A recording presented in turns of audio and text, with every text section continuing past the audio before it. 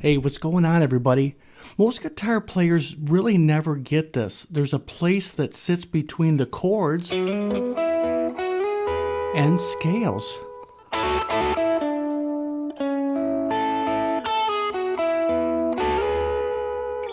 We don't always have to use scales to play lead or use full chords to play rhythm. There's a nice place, a sweet spot in between those.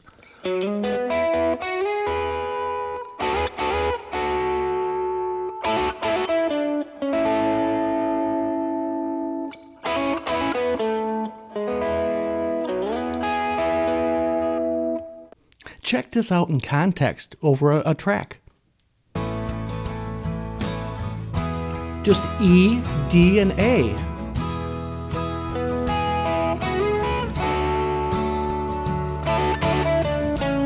A major, E, E, D, A, E.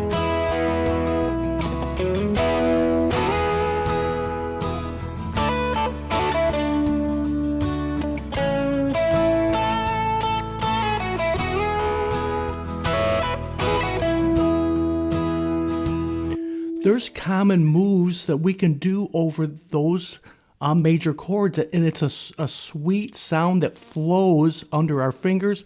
I really want you today in this video, I want to be able to teach you how to have groups of notes over each chord. First, we're just going to look at these simple chord shapes, and these are triads, 3 notes that make up a chord. E,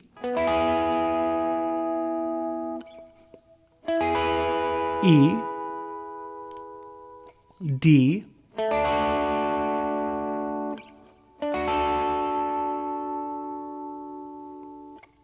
A, E.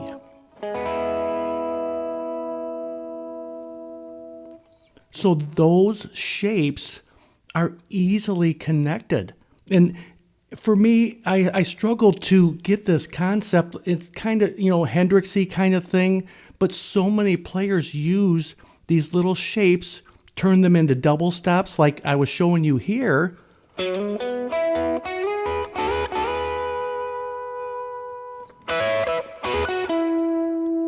You can do that move over E, D,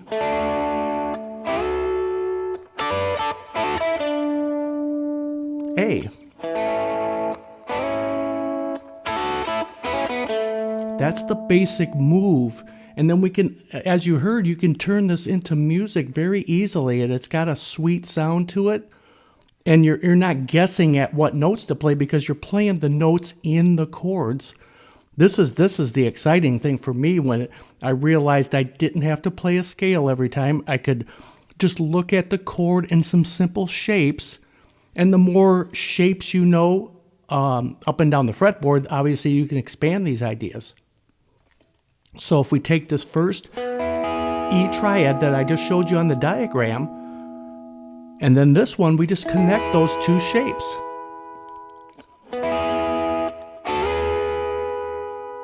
And I'm just sliding up to a double stop, which is just 2 notes of that triad.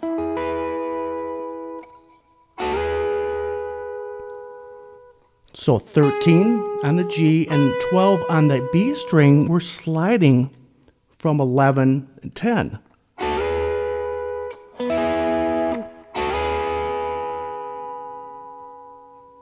And we can do that with each chord.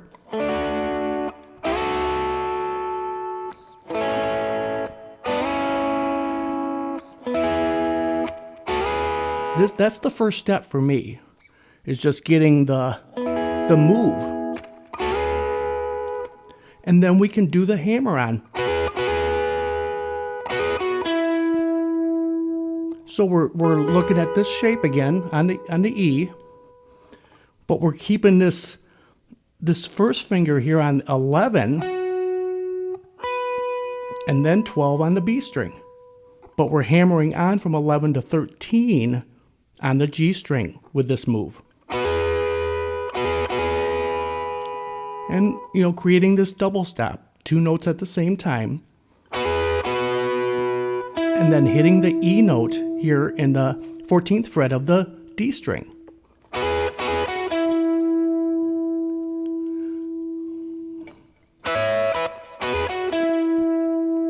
And here I'm still looking at this full shape here based off of the full E chord. Just the last 4 notes are the higher notes of that chord shape.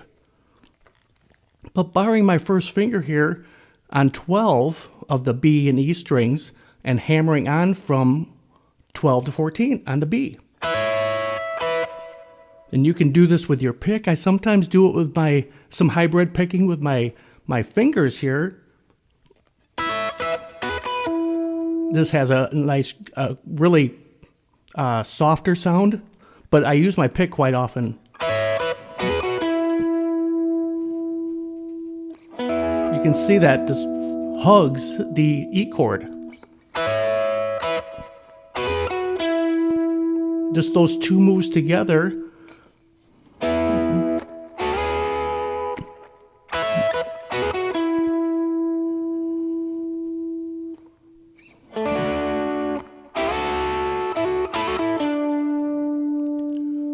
Then you can do the same move for the D chord. It's the same exact move, but you're just moving 2 frets down.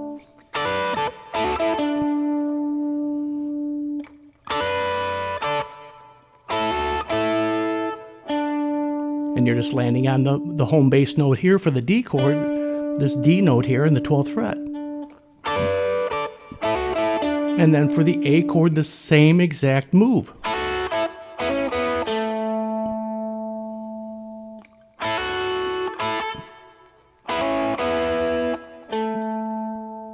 And then we go down 1 fret to this E triad that I had that diagram up a few minutes ago.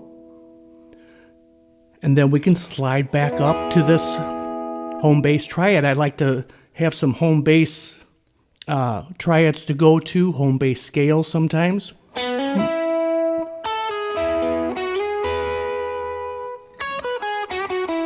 Can still use the E major pentatonic over this, works very well. But I just use that sparingly with this style. So here we go.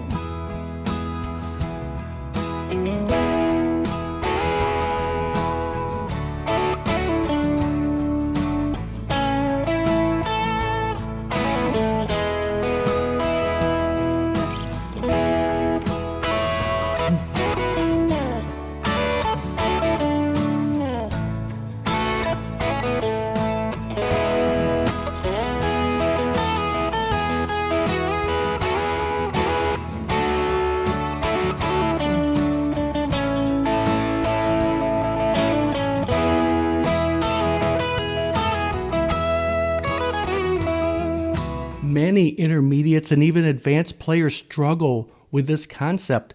It's either playing full chords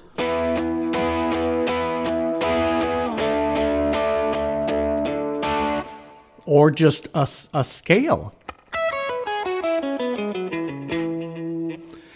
But if you find that place, which I just gave you some ideas, to use small chord shapes, visualize this stuff, look down at the fretboard, you see these little shapes and you can slide to them, hammer on to them, and then you go to the next chord.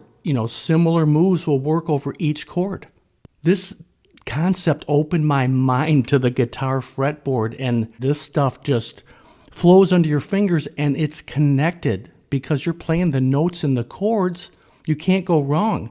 Once you get a little rhythm with it with your right hand, and this track will help. I'll leave a link for this backing track so you can practice these triad double stop ideas. This is fun stuff, a fun way to play the guitar. And, as a guitar player that wants to play blues rock, this really helps. This style helps over blues rock backing tracks or jamming with your buddies. So thanks so much for hanging out with me. I hope you got something from the lesson. Let me know. I'd love to hear from you. Let's talk soon.